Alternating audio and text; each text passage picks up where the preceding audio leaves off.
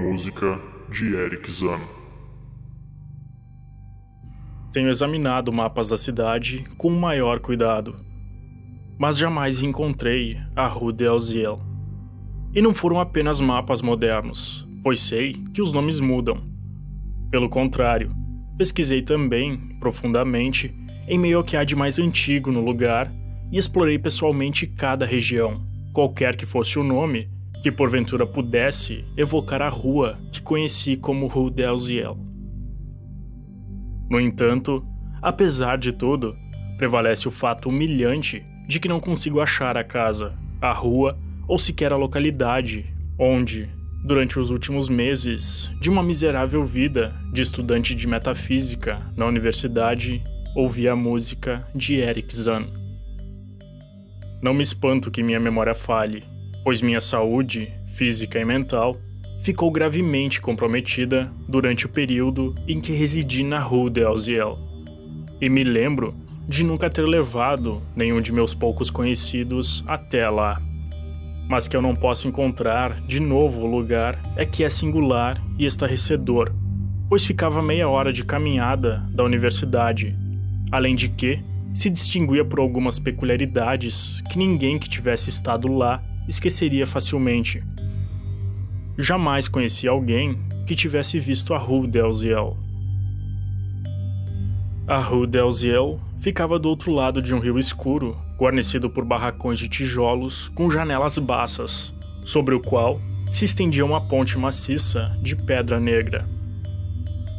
Sombras eternas pairavam sobre o rio, como se a fumaça das fábricas vizinhas obstruísse perpetuamente a luz do sol. O rio recendia odores malignos que jamais senti em outros lugares e que talvez possam algum dia me ajudar a encontrá-lo, já que eu os reconheceria de pronto. Para além da ponte, viam-se ruas estreitas, calçadas de pedras e protegidas por parapeitos, e então vinha um aclive, no início suave, depois incrivelmente acentuado, quando começava a Rue d'Elziel. Nunca vi nenhuma rua tão estreita e íngreme quanto a Rue d'Elziel. Era quase um precipício, inviável para qualquer veículo, consistindo em mais de um ponto de lanços de degraus, e no topo, terminando num muro alto coberto de era. Seu calçamento era irregular, às vezes lajes de pedra, às vezes fragmentos de pedra e às vezes terra nua, de onde despontavam tufos de vegetação cinza esverdeada. As casas, de telhados pontudos, eram todas incrivelmente antigas e, em desordem, inclinavam-se para trás, para a frente ou para os lados. Não raro, um par oposto, inclinando-se para diante, quase se tocava por cima da rua, formando um arco e certamente impedindo que parte da luz chegasse até o chão. Havia uns poucos passadiços ligando casas de ambos os lados da rua. Os moradores dessa rua me impressionavam particularmente. No início, pensei que fosse por se tratar de gente silenciosa e reservada, mas depois concluí que era por serem todos muito velhos. Não sei como fui viver em tal recanto, mas pode ser que não foi por vontade própria que me mudei para lá. Tinha estado a habitar em muitos lugares pobres, sendo sempre despejado por falta de dinheiro, até que um dia fui parar naquela casa decadente da Rue d'Elziel, gerenciada pelo paralítico Blandot. Era a terceira casa a contar do topo da rua e, de longe, a mais alta de todas. Meu quarto ficava no quinto piso, o único quarto ocupado, já que a casa estava quase vazia. Na noite em que cheguei, ouvi uma estranha música proveniente do sótão sobre minha cabeça, e no dia seguinte inquiri o velho Blandot a respeito. Ele me falou de um velho tocador de viola alemão, um sujeito estranho, mudo, que assinava o nome de Eric Zahn e que se apresentava à noite na orquestra de um teatro barato, acrescentando que o desejo de tocar à noite, após o seu retorno do teatro, era o motivo pelo qual Zahn escolhera aquele quarto no sótão alto e isolado, cuja solitária janela, de empena, era o único ponto da rua a partir do qual se podia avistar, por cima do muro, o declive e o panorama além dele. Desde então, ouvi Zan todas as noites, e embora ele me mantivesse desperto, a esquisitice de sua música me fascinava. Conhecendo pouco dessa arte, ainda assim, eu estava certo que nenhuma de suas modulações tinha qualquer relação com a música que eu ouvira antes, e concluía que ele era um compositor de gênio altamente original. Quanto mais eu ouvia, mais ficava enleado, até que depois de uma semana resolvi conhecer o homem pessoalmente. Certa noite, quando ele retornava do trabalho, interceptei Zan no corredor e lhe disse que gostaria de conhecê-lo e de estar com ele enquanto ele tocava. Era um indivíduo pequeno e recurvado, vestindo roupas surradas, de olhos azuis, face grotesca de sátiro e uma calva acentuada, que ao ouvir minhas primeiras palavras se mostrou zangado e amedrontado. Minha camaradagem franca, no entanto, logo o abrandou, e ele, com relutância, me fez sinal para que o seguisse através da escada escura, rangente e infirme que conduzia ao sótão. Seu quarto, um dos dois únicos que havia no sótão, de teto anguloso, ficava no lado oeste, voltado para o muro alto que limitava a extremidade superior da rua.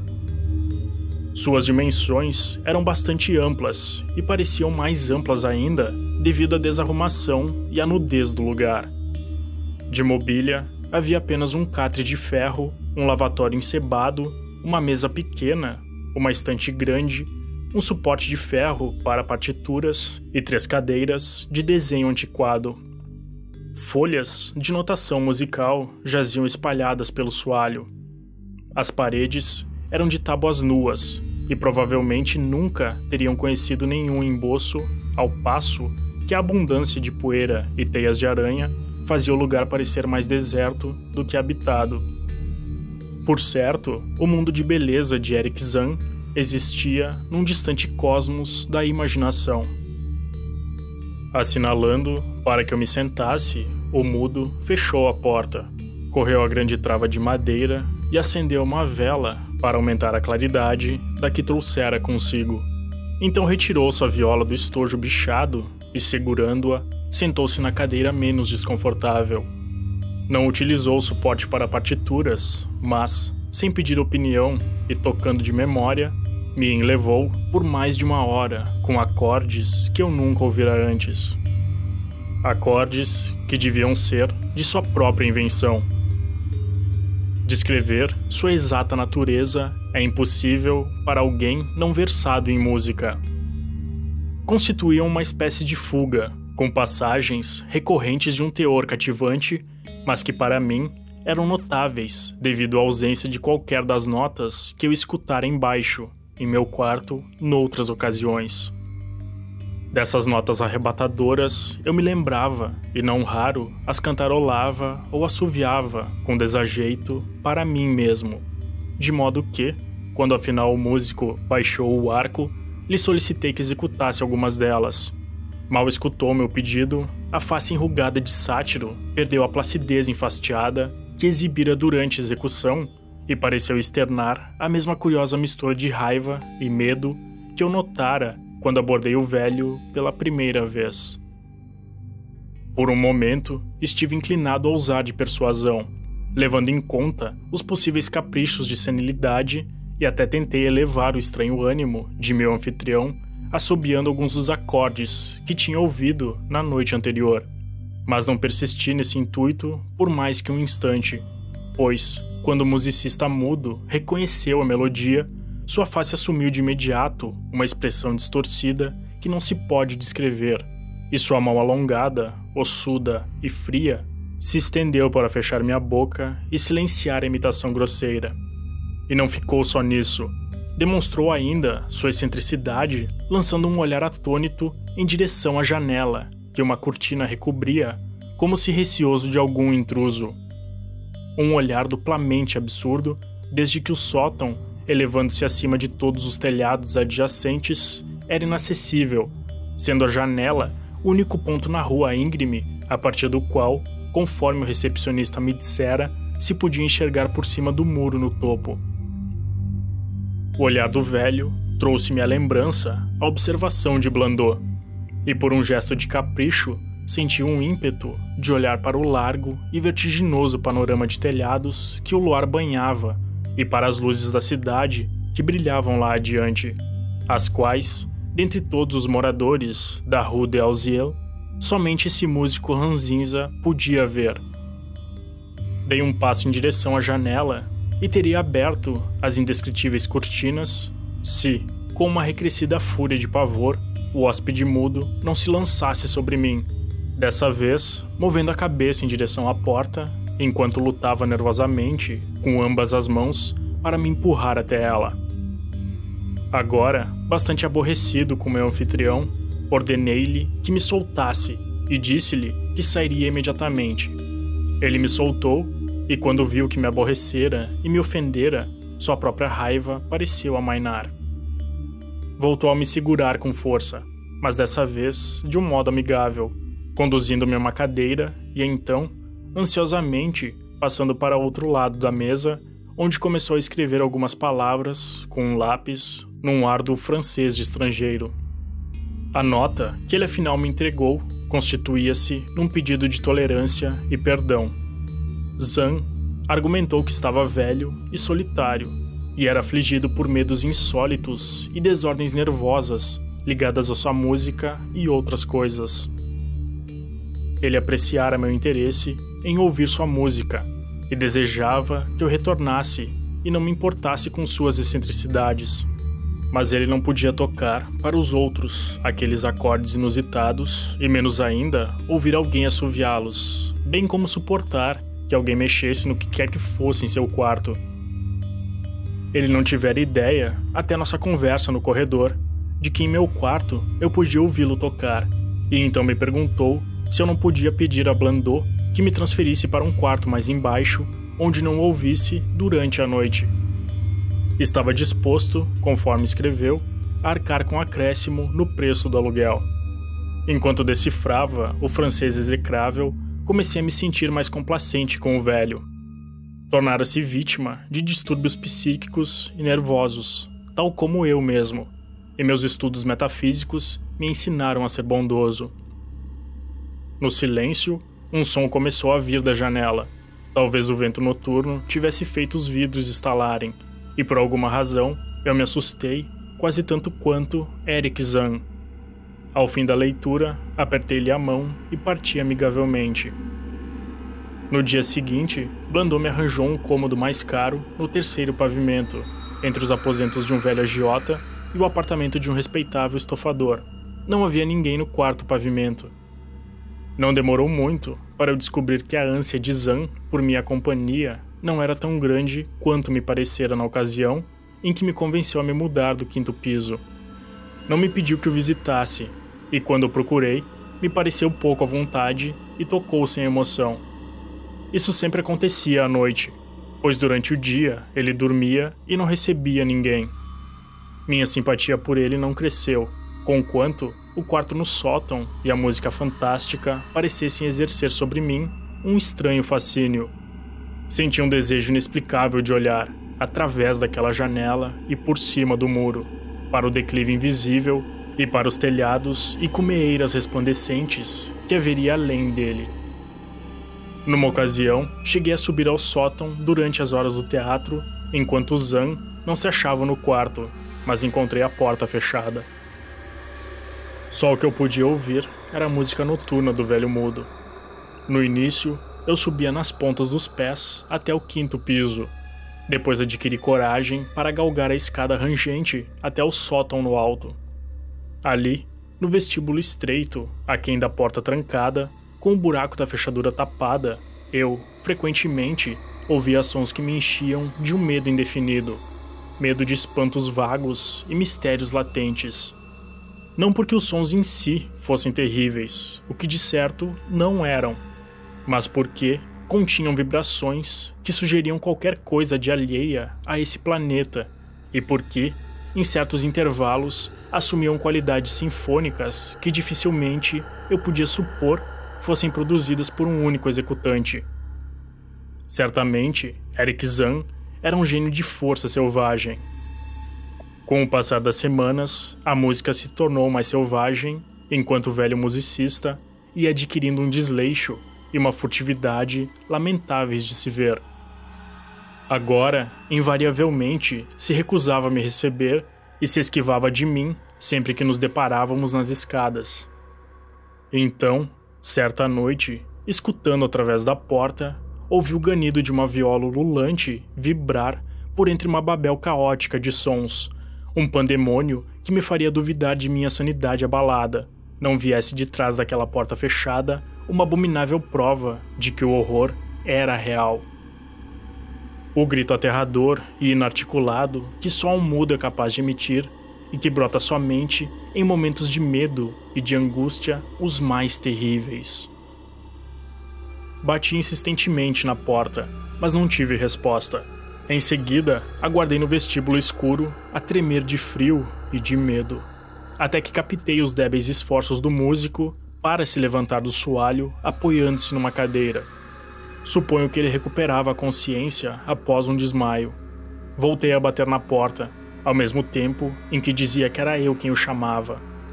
Percebi que Zan cambaleou até a janela, fechou as rótulas e baixou a guilhotina. Depois, ouvi-o claudicar até a porta, que abriu para mim a passagem.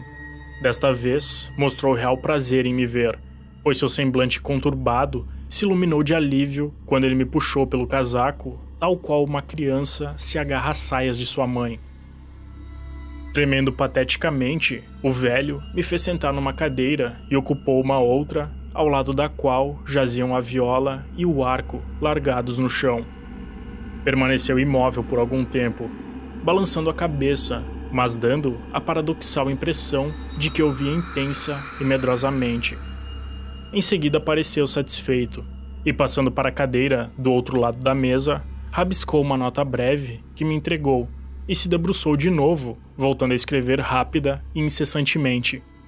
Na nota, implorava-me que, por misericórdia e para sanar minha curiosidade, eu aguardasse enquanto ele preparava, em alemão, um relato completo de todas as maravilhas e horrores que o acossavam. Esperei e o lápis do mudo correu. Foi talvez uma hora mais tarde, enquanto eu ainda esperava e enquanto o velho músico empilhava folhas e mais folhas de papel escrito, que eu vi Zan se assustar como se ao impacto de um horrível sobressalto. Claramente, ele olhava para a janela coberta pelas cortinas e escutava entre tremores.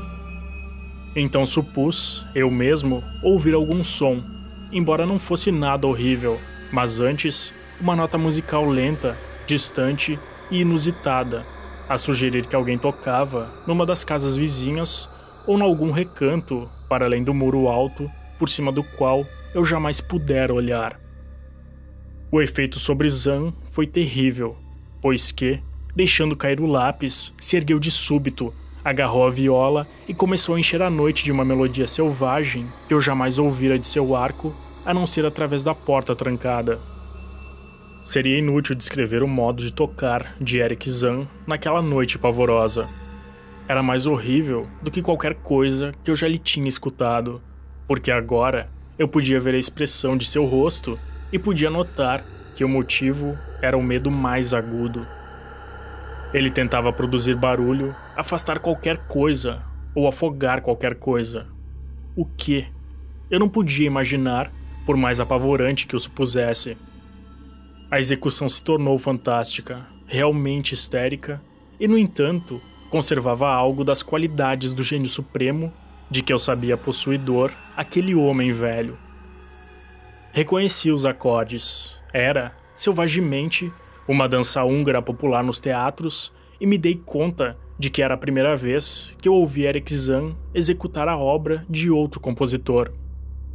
Mais e mais alto, mais selvagem e mais selvagem, cresceu o uivo e o lamento daquela viola desesperada.